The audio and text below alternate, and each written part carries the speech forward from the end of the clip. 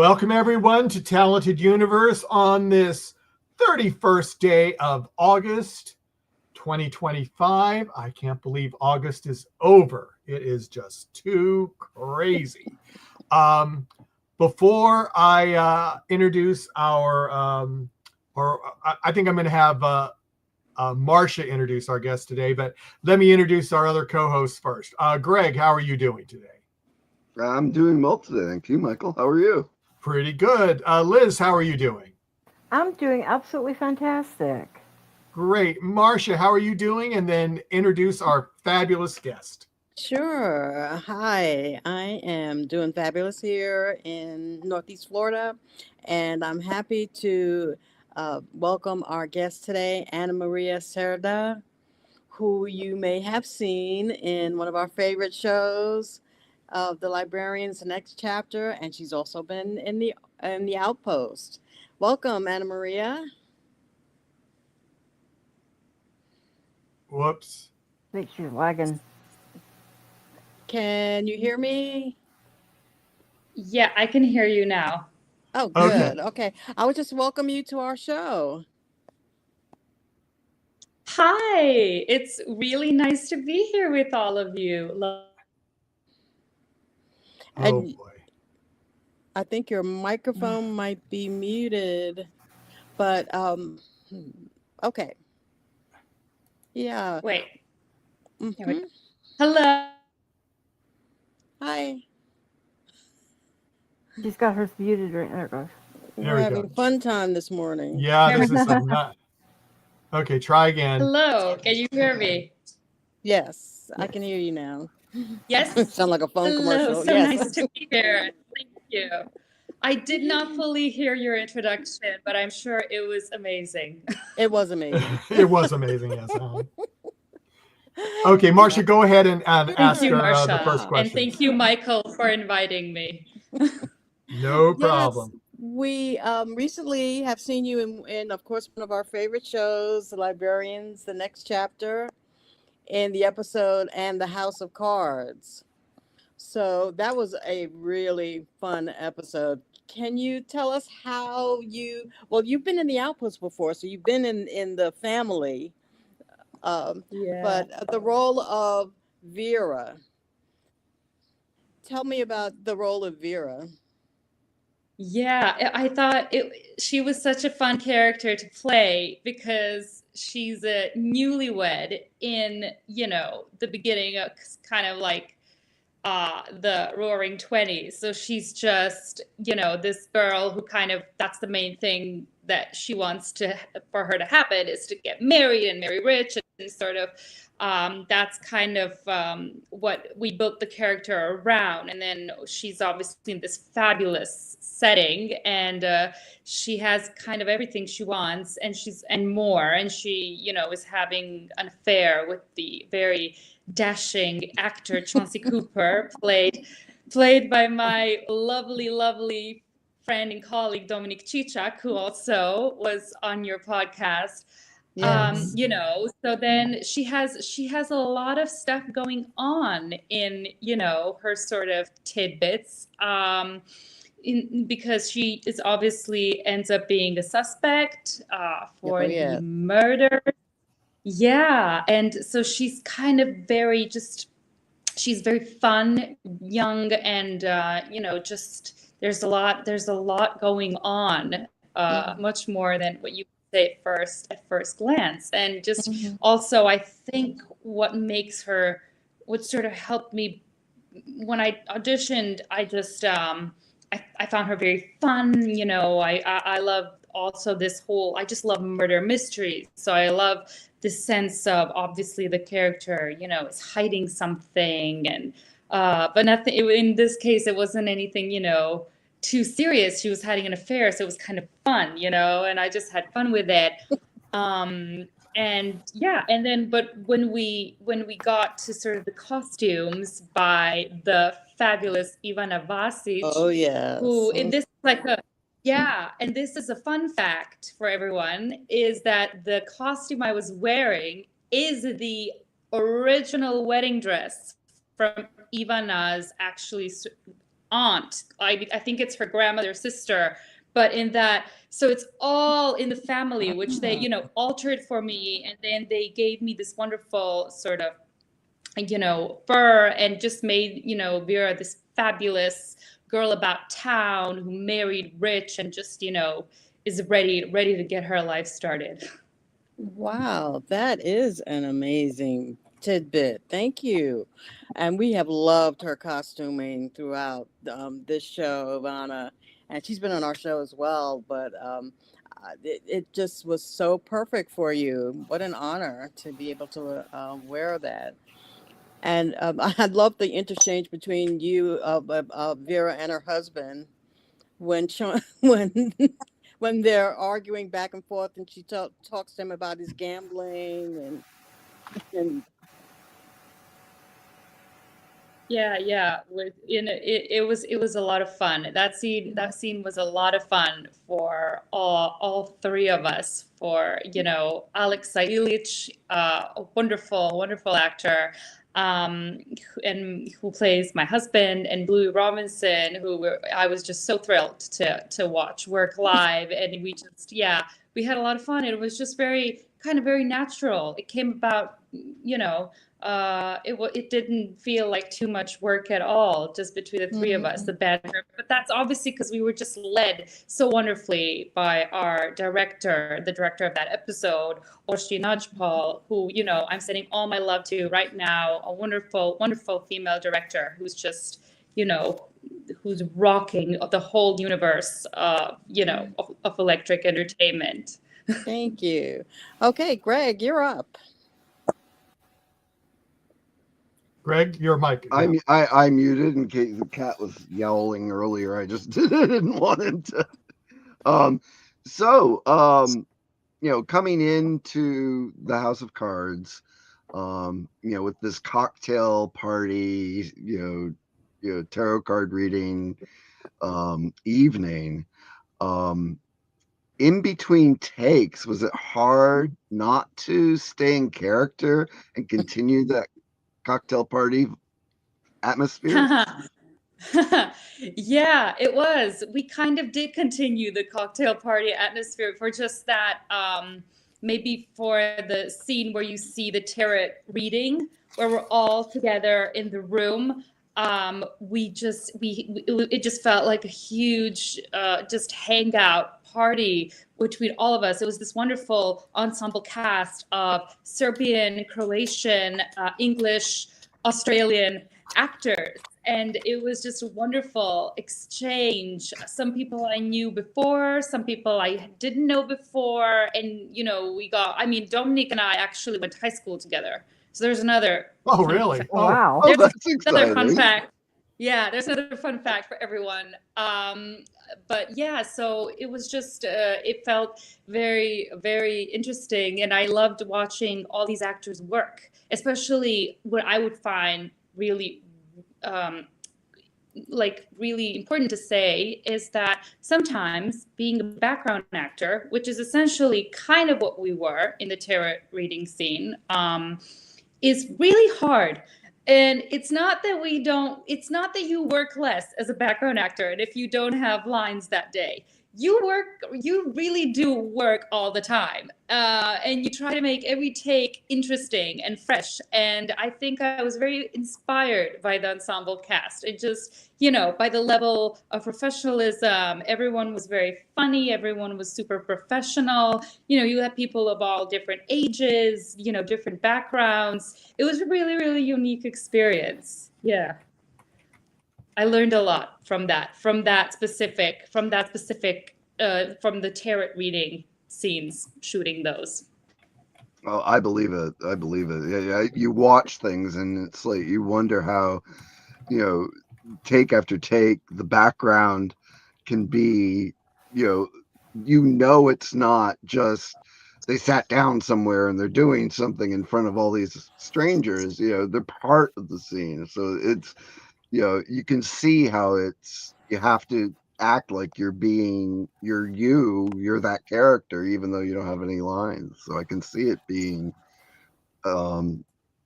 both fun and challenging at the same time.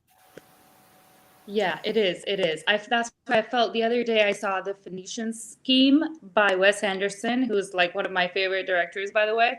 And I saw some really, really great, famous actors who didn't have a line in film. They were just basically silent, and they didn't have a lot of screen time either. You know how he does these big ensemble, casts, but they just, they still were just as meaningful and so funny and so what good. And so I was like, okay, so that's what it's all about. It doesn't matter that much, if you don't have a line in, you can still, do a fantastic job. It doesn't feel any less like you're acting any less, and like you have any less of a job, if you know what I mean. I Yeah. do. I do. Over to you, Liz. Yeah, actually, I'm going to give you several different questions, but they're all going to kind of go in together. Starting with one, and your role with this. We've already mentioned that you've acted with Dean before. In fact, I believe you did 2 different seasons with 2 different roles in the Outpost. And then doing this, you mentioned that you had to go through the audition process. So when this role was being done, Dean didn't have you in mind to do this role. You had to go through the whole audition for it. Yes. I don't know if Dean has me in mind for any role. I would really like that he does. but I always go, like my experience this far, I always go through an audition process for any role that I've ever done. And I don't hate it. I mean, I don't mind auditioning. I like it. I've gotten used to the whole self-tape process. I think it's really, I think it's good. I think it's good to audition. I think it's good to audition for different roles. I did audition for some different roles for this, for the Librarians. So it's kind of really interesting to see what you get, like sort of how you're perceived, what you do. So I think auditioning is a natural process for actors, especially, my age. And obviously I don't mind it, and I'm very happy to audition. I think it's today, what the feedback that I'm getting all over the world. I was just in London. I was, talking to my friends who are in theater, some people who are in film, and everyone's saying, you know what, there's not as many auditions as you might think. Auditions are rare.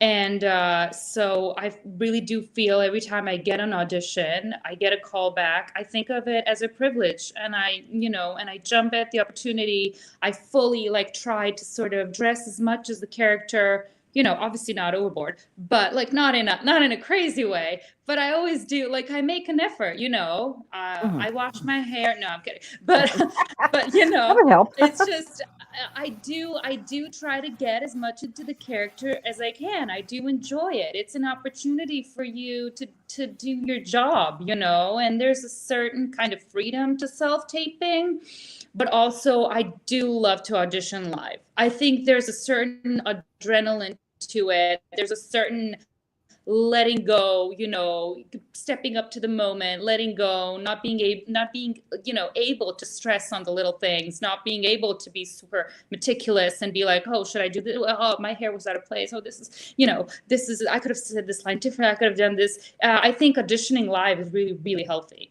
And, I think we kind of missed out. Obviously it's not happening as much anymore, but I do love it when I get a chance to do it. Yeah. Okay, that would then bring back. I know that you are a trained soprano and have done musical theater.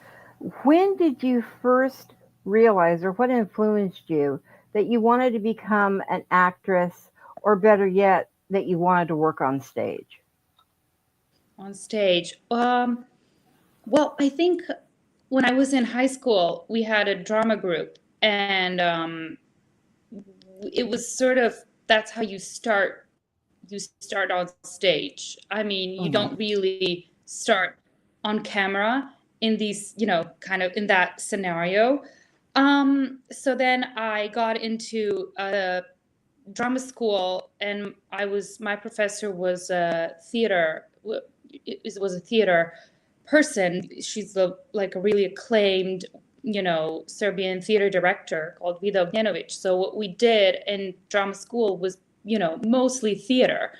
And then when I saw stuff like Les Mis, Mamma Mia, and all these, and some wonderful, wonderful local musical theater based on stories from the Balkans, I really, felt like that was my passion. I obviously love all kinds of, drama, straight plays, comedies. I'm currently, doing a comedy show.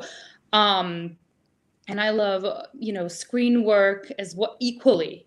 But musical theater is just something that makes my heart beat just a little bit faster than anything else. So yeah, it's definitely my passion. Acting through song is kind of like my lifeline. I'm not gonna lie.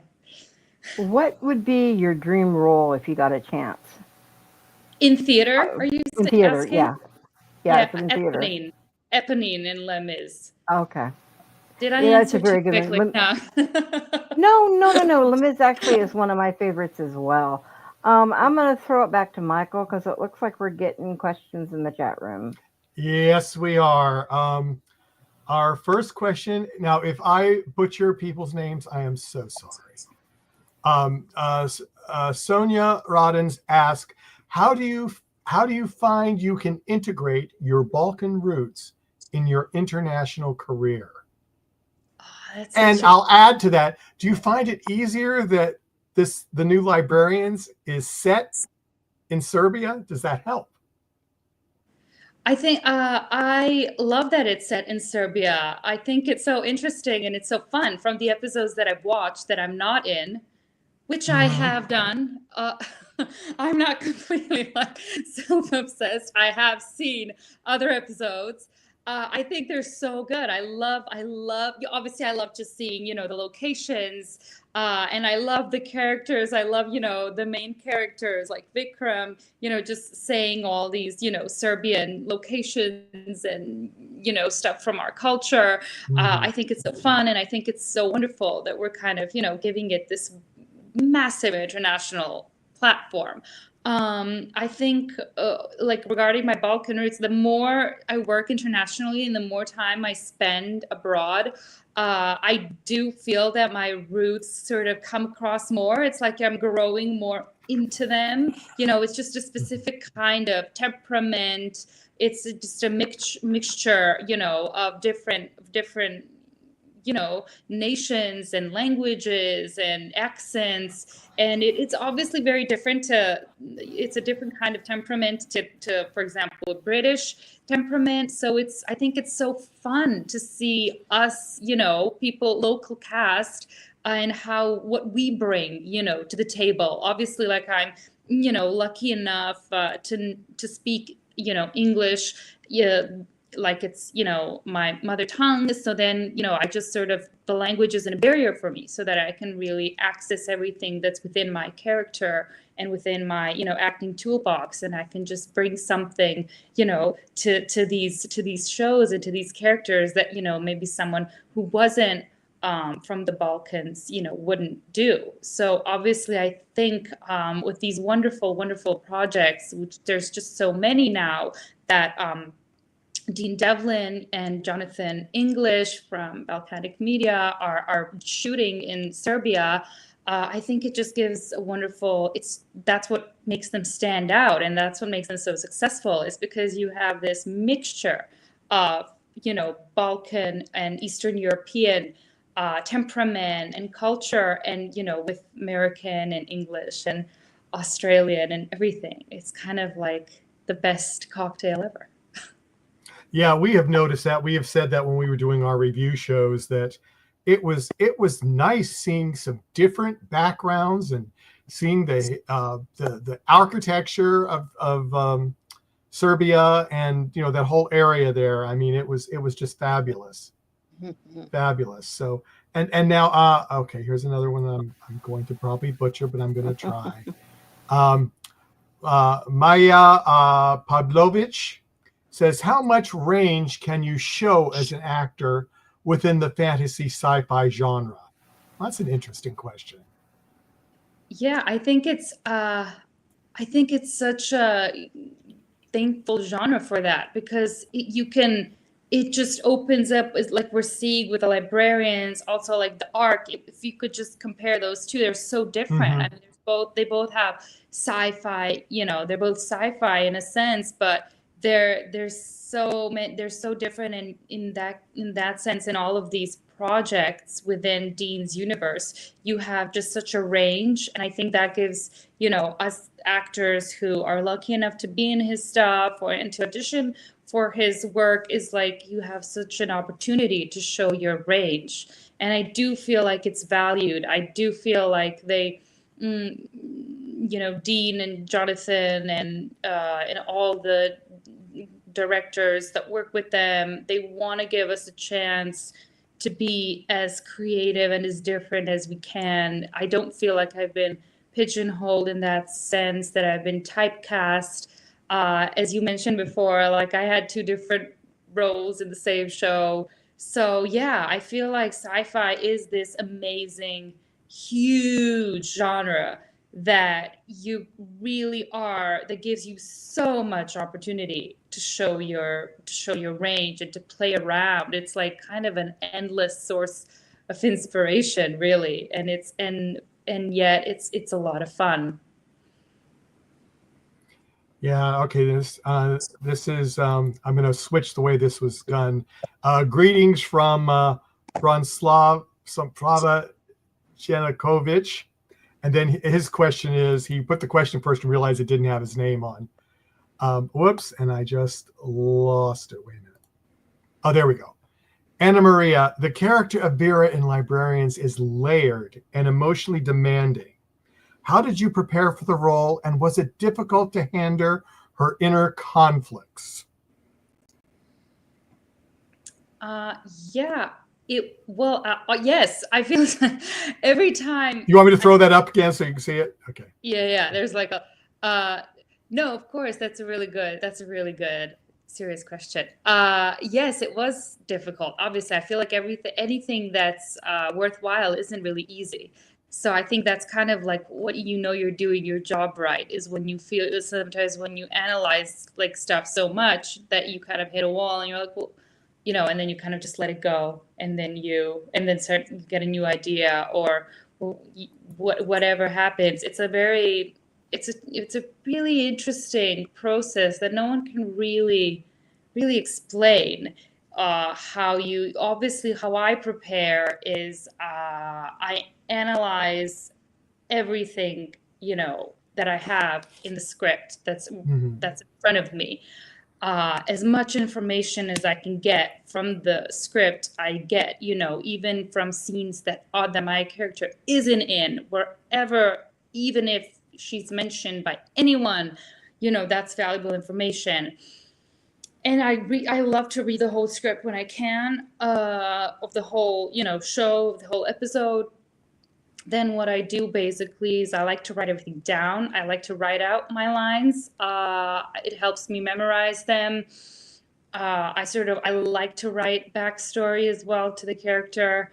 And then, I kind of just get into it so much, like that my lines, I don't even think about them anymore, and everything is just, I try to read up as much, be aware of the time of the piece, when it's happening, the relationships to the other characters. What is the genre of the show? What is the genre of the episode? Our episode was really specific, and I think that was the most challenging part, was getting sort of the tone of it right. That we kind of talked about it as well as an ensemble. We talked about it with Jonathan as well, our writer and director and producer. When on set, because it's like it is another dimension, and they're not, they're very, Olivia Morris has such a great line where she goes, "Aren't these characters a little, two-dimensional?" Yeah. And yeah, and they are. It's very and like some lines are just ridiculous, but you kind of have to believe, obviously, find the truth in what you're saying.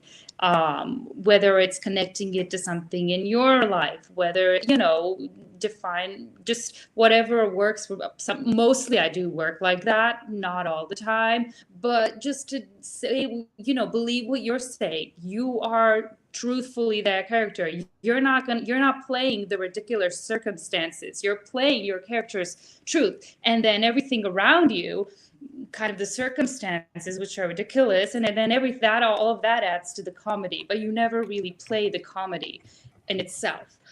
So that was the most challenging part of the whole episode and of these characters, is getting the tone right, not to be truthful yet funny, be out of this world, but don't be a caricature, just get it. So yeah, but hopefully I'm pretty happy with what we did. I love that it's an ensemble, so I didn't have to, I didn't analyze myself too much. I just looked at it as a huge group effort, which it was, and I just loved it. Yeah. I think we did a good job. Yeah. Marcia. Hi. Yeah, we were talking about the different roles that you played in the Outpost, for instance, where which I love the Outpost.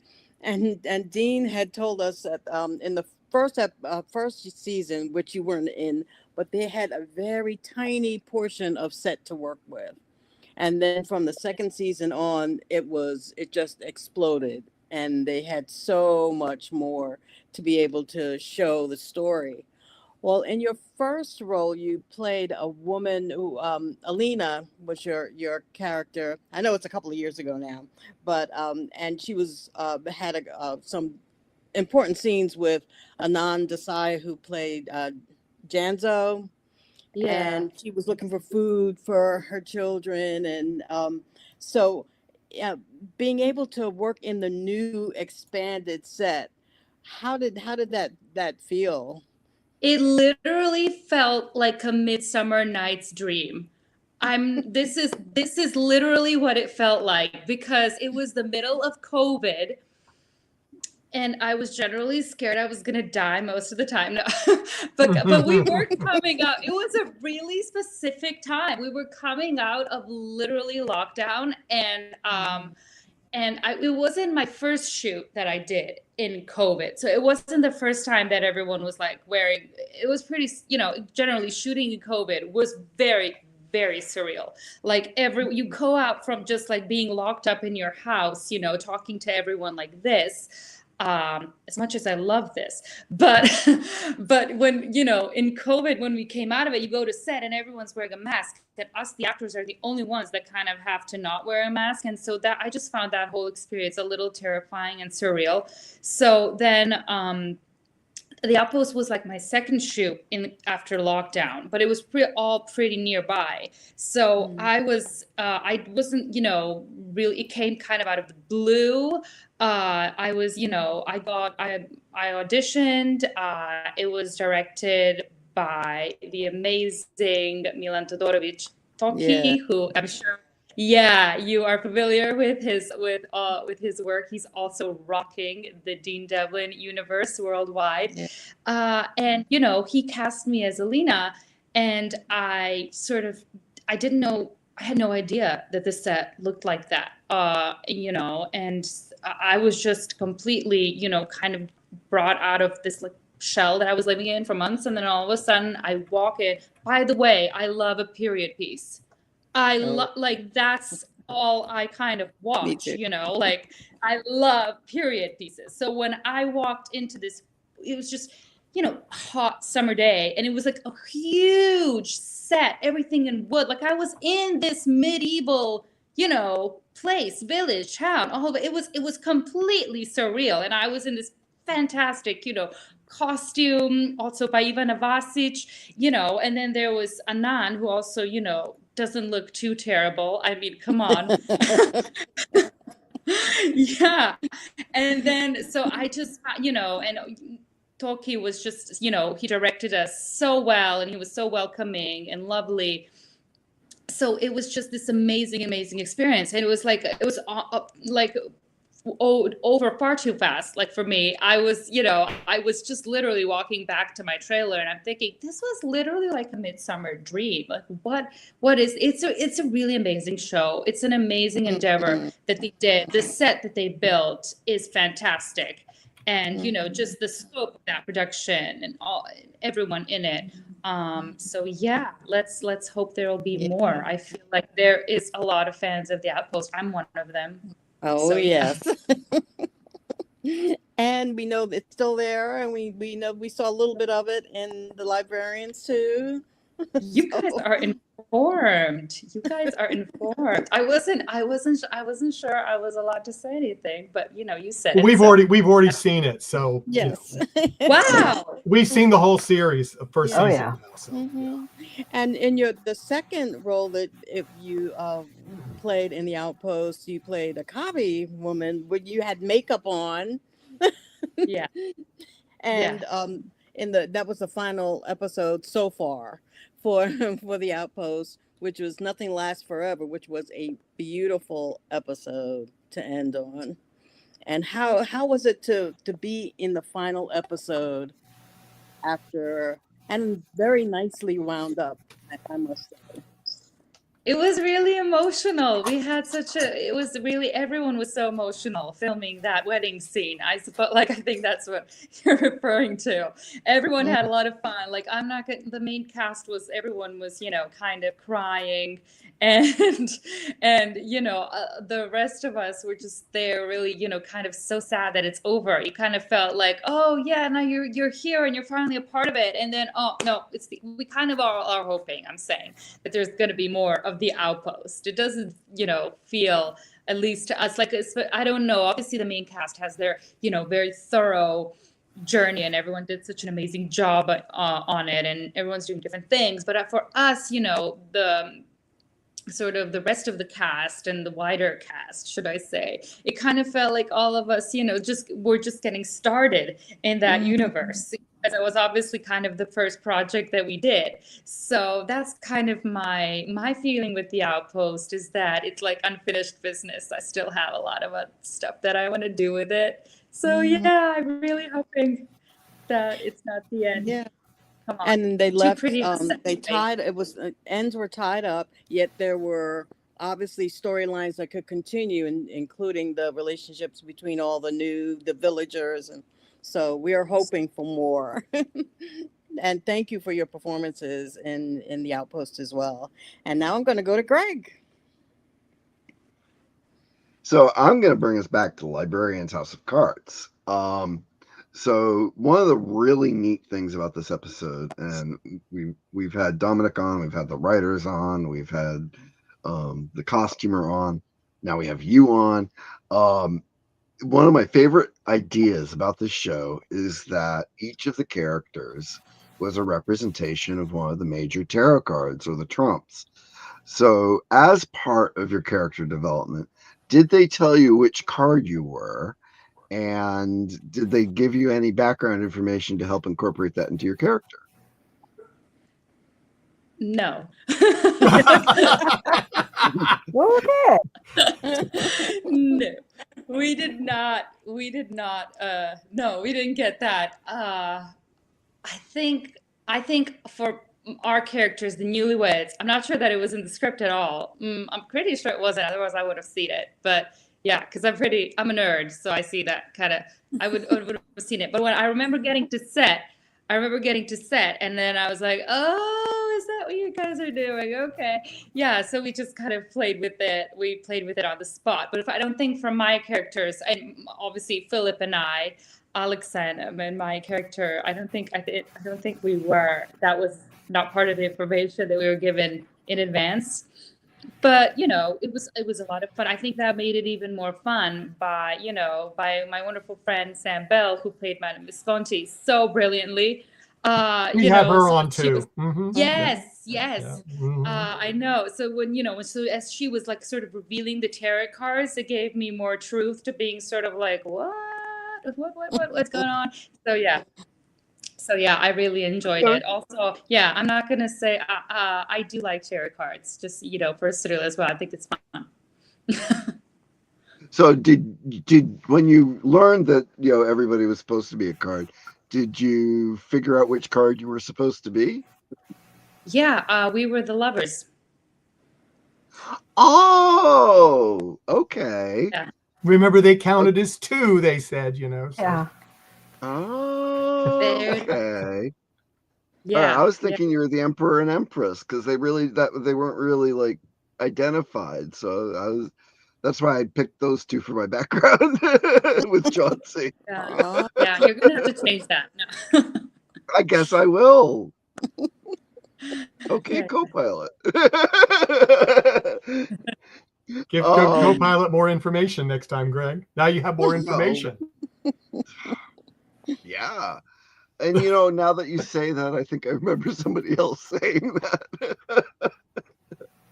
Yeah, I think it was Bluey's character, wasn't it? When he kind of reveals he figures it out kind of. I mean, he says it, right? He says the stuff, who's who, and then he was like the lover. Yeah. So the lovers. Yeah. But that's the whole point, was to trick you. So it worked. So yes, I was gonna rewatch it last night and I completely forgot.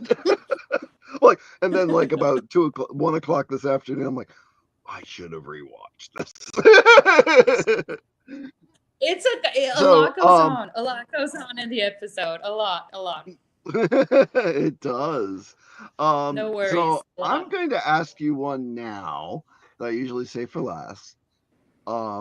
So when we had Dominic on, I learned or relearned that Croatia is so close to Italy. And then reading your bio, I learned you speak fluent Italian. So how often do you get to Italy? Do you have any favorite spots to visit in Italy? And yes, I go quite often to Trieste because I'm currently in Rovinj, Croatia, which is like an hour and a half drive away from Trieste. So that's kind of I love going there recently, just because the musical theater scene there is really, really, big, and a lot of West End shows are there, just on tour there. So I love to go there to see shows. I love to go, just to have a drink, to have a pizza, to walk around, go shopping. Like that's my sort of go-to Italian spot currently. But but I do try to get to Italy to travel as much as I can. I don't, go as much as I'd like to, but, in Rovinj, it's a bilingual town. Everyone speaks, Italian as well. So it kind of feels like an Italian town as well as a Croatian one. So I get, cool. So it's beautiful. Yeah. But hopefully I think I'm going to go for my birthday this year. I feel like to Italy, definitely. Awesome. Yeah, I went in '85 and I fell in love with the country. It is time to go again. It is time to go again. And now I know Croatia's so close. And Croatia's gorgeous from what I've seen. Yeah, it is. It's really pretty. And it's because basically just for the edge, I'm a swimmer. I love to swim. That's like the only form of working out that doesn't, that I don't find just tedious. So I just love it. As long as I can swim, I'm always at the seaside. So that's kind of my favorite bit of Croatia. Just anything on the Adriatic is, wonderful. Definitely recommend it. Perfect. I'll get there as soon as I can. That just sounds perfect for me. My wife's not big for the beaches, but I love them. Okay, and Liz, if you back to Liz, yes. Oh, okay. I'm going to take us away from the librarians for a bit. You have been in 2 other shows that actually have had previous ARC members. One actually was one of my favorites, and I was hounding him to see when it was going to come out because I'm a very avid fan of history, and I know the story of the real group. You did Heroes of Halyard with Stephen Moore. And I thought that was really nice to have seen you in that. The other one, my daughter, actually, she's a huge, huge horror fan. And she's the one that brought this one to me. She goes, Mom, you've got to see this quirky And that's what she calls it. She goes, it's not straightforward horror. It's not straightforward comedy. It's a little bit quirky. And that was Slaughterhouse. And it Yeah. was so fun to do. I've noticed that you have been on a lot of different horror type programs or shows.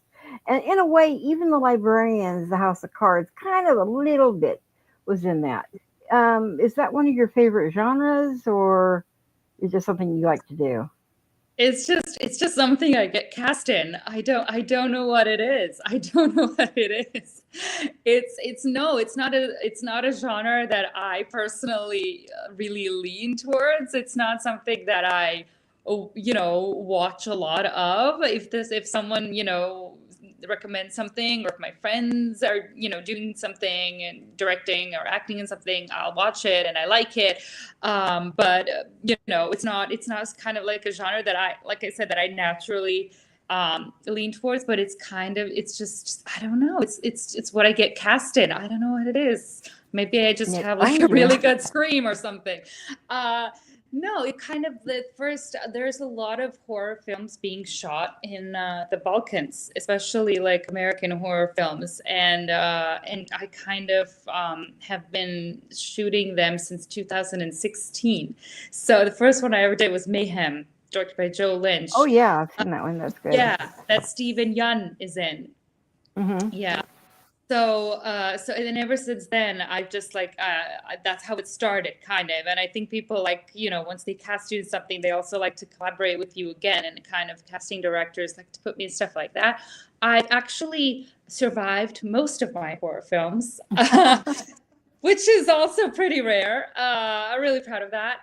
But they're a lot of fun to do. Again, you don't really play, you just play I obviously don't mind doing them. I think they're a lot of fun, especially Slaughterhouse. That was just like a labor of love. That was just amazing. An amazing cast. That was actually, executive produced by Talkie as well, and his I know. production. Well, Yeah, Tucky's a so huge horror fan to begin with, so yeah. yeah. Yeah, so it was wonderful. Slaughterhouse is a very specific thing, and everyone involved in it was very passionate about it, and it was really it was a proper, labor of love by everyone. So us, the girls who were cast in it, it was again like a wonderful ensemble cast. We just had a lot of fun, and it was really Nice. funny script. Yeah, so I really enjoyed it, and I would definitely recommend for everyone to see Slaughterhouse, like horror fans and or not. It's just a Yeah. funny, fun, film. And something I saw in your resume, and I didn't know if that was back when you were still in school that you did this, or something that you're interested in doing moving forward. But you had done a little bit of teaching regarding acting.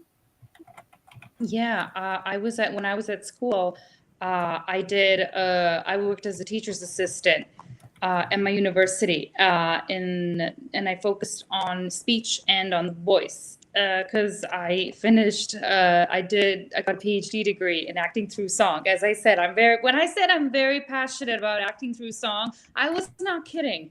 I did a PhD in it. So yeah, so that's something that I really, really am. I do enjoy teaching, and anything, like I said, that's kind of like one of the things that I would like to do is teach acting through song. It's currently something that I'm pursuing, in a sense that I'm taking lessons in it.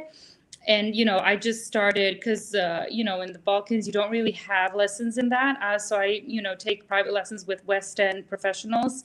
And so I'm really, really passionate about that. And it's like this whole different new sphere, a whole new world that's kind of opening to me right now. And it's obviously something that I would like to pass on as well to people, probably in the Balkans, where there's not that much of a market for it yet. So it's something that I'm working on, yes, as we speak. Cool.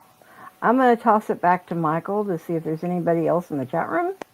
Yeah, we have Thank you, Liz. Sorry, thank you, Liz, for Oh. your questions. That was some really, really excellent research work. It was Oh. if I didn't answer everything, and if you want to circle back to something, just let me know later. Yeah. Oh, no problem. Thank you.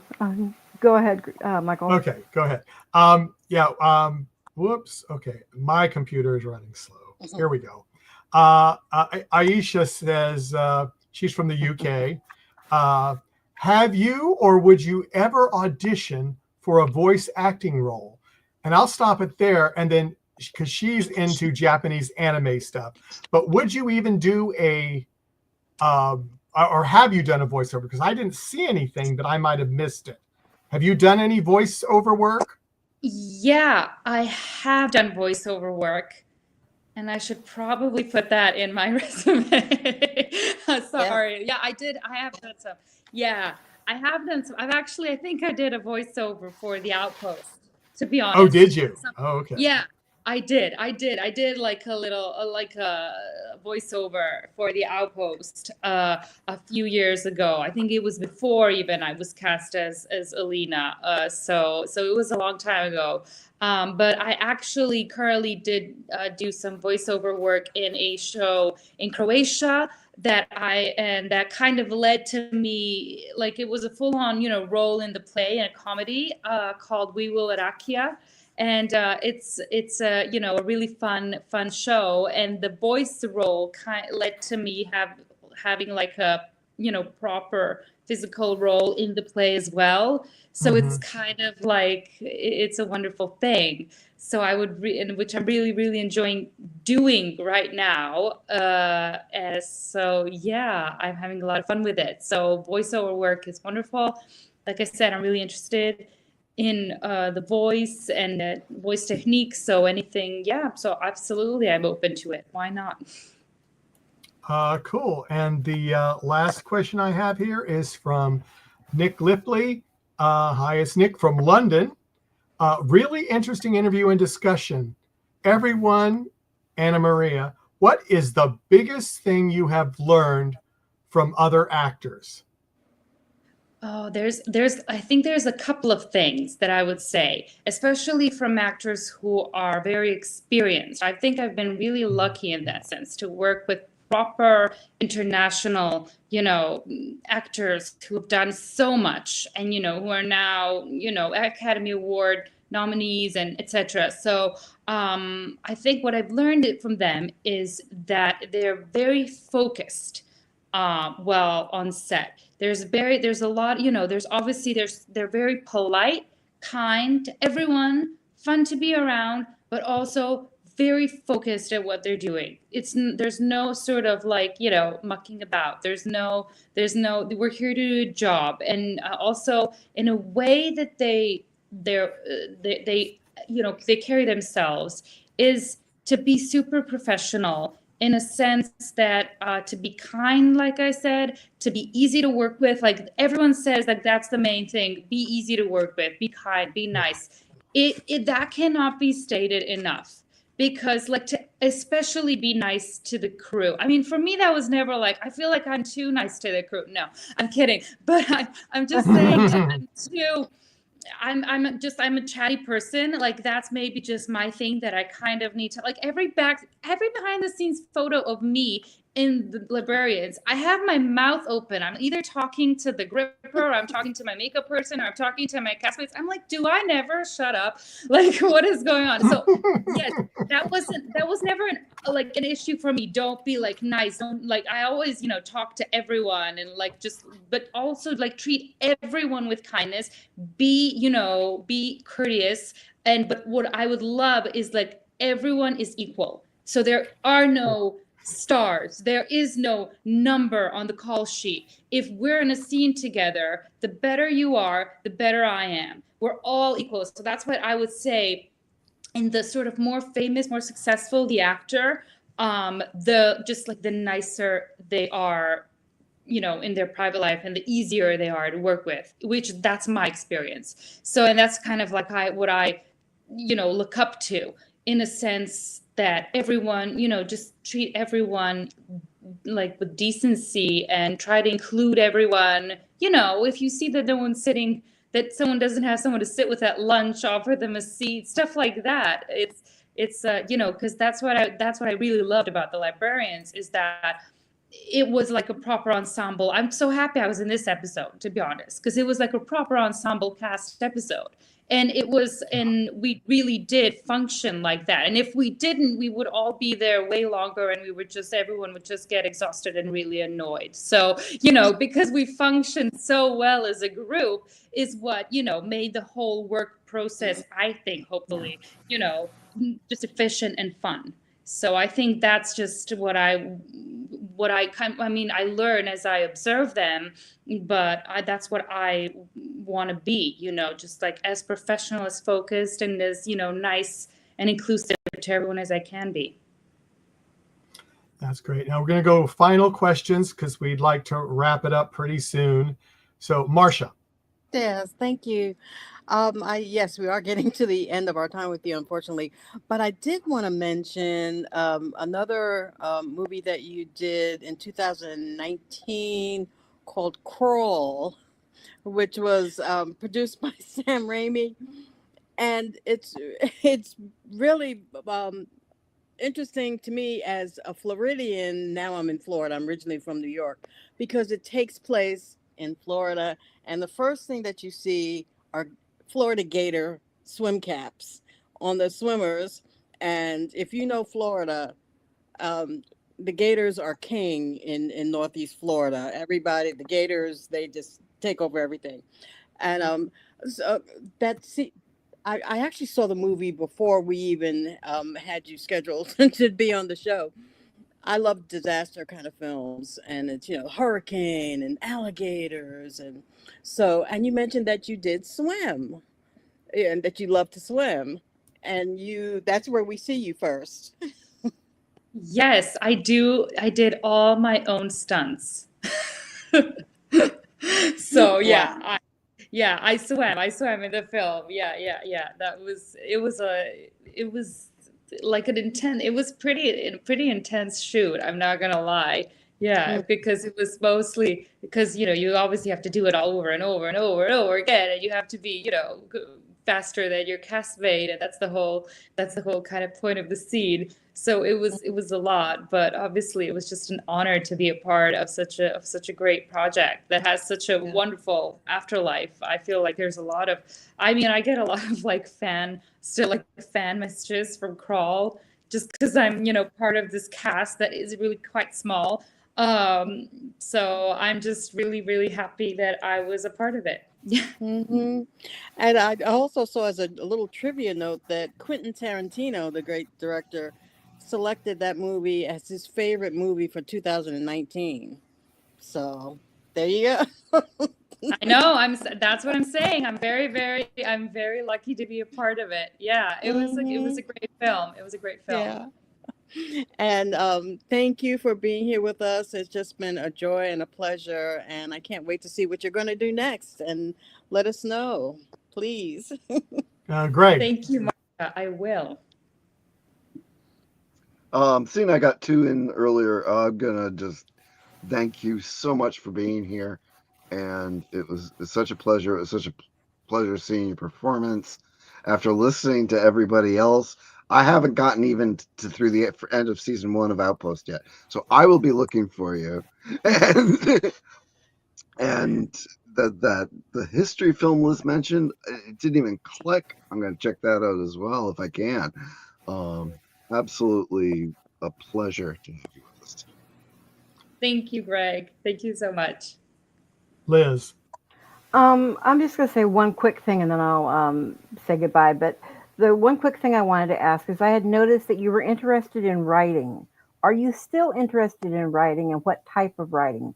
Screenplays or scripts? Well, what I wrote the play. I wrote a play that I toured with, and it's an original musical, and it had a pretty good tour life, because we even, it went all the way from Croatia. It was produced here locally in Croatia, and it went and we actually toured all the way, to London. We also went to Trieste, and we've been all over the Balkans with it. It's called Carlota Grisi, From Visionada to Eternity. And I wrote the script and I wrote the lyrics. It's original music as well about this. It's the story of this very famous ballerina who's actually born in Croatia, in her life. So I'm pretty proud of that. And so, yeah, I would love to. I definitely will write my own stuff. I kind of feel like that's almost inevitable today. Like, if you want to do what you love, you got to do your own stuff as well and write your own stuff. Yeah, And and I just wanted. okay, Go I ahead. wanted to throw this in because you were just talking about this. Okay. Sonia said, they just saw you doing that. Any idea when you're going to be back in London again? Well, hopefully soon. As I said, I am, in London pretty often because I'm taking singing and, acting through song lessons there. I just did a musical theater course at RADA this summer. So, so I think, within definitely this fall, I'll be back in London. I don't know if I will be performing anything yet, but hopefully I am working on it. But you'll be there. Liz, sorry about that, but I wanted to get that thrown that in. was fine. I just wanted to say thank you so much for taking the time to, come on here and join us and answer some of our questions. It's been an absolute pleasure, and we thank you. Thank you. And thank you, Liz. Again, like your research skills, everyone's research skills are amazing, but Liz really pulled some, stuff out of the park there that I did not see coming. So thank you so much. And if you have any more questions, feel free to reach out for sure. Thank you. Thank you. And I'll do last with Aisha's question here. Being multilingual, how difficult do you find learning a new language? Well, I haven't, tried everything since I went to an international school. Kind of the languages that I speak, which are, apart from English, Italian and Spanish and French, as well as, Croatian and Serbian. I kind of learned all those languages while I was at school, so while I was younger. So I haven't tried to learn a new language recently, so I can't really be that, and give any background on that. But I don't think it's that difficult. It wouldn't be as difficult to sort of act or learn a script. I'm not going to say learn a new language, but sort of to learn scripts in another language because I'm kind of used to just adjusting my brain to different kinds of accents and languages. And especially you can, connect it to a character. And so in that sense, I find maybe I have some, faster ways to go about it than people who aren't actors. Maybe, yeah.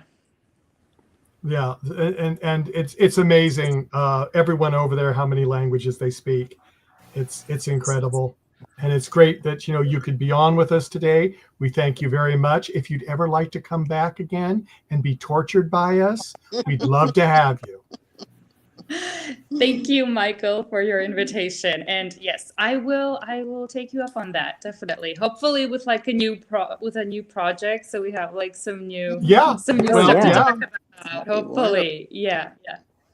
Or we can go into certain other scenes that we didn't talk about the librarians that you did. So okay, I'm gonna such as falling down on the floor, but we won't discuss that because I want to get us. Oh, I would want to shout out to my fellow castmates because we shot that take. I think I counted it. It was around 20 times that I fell. Oh my goodness! Wow. Yes, on them, and they caught me every time. There was 2 of them.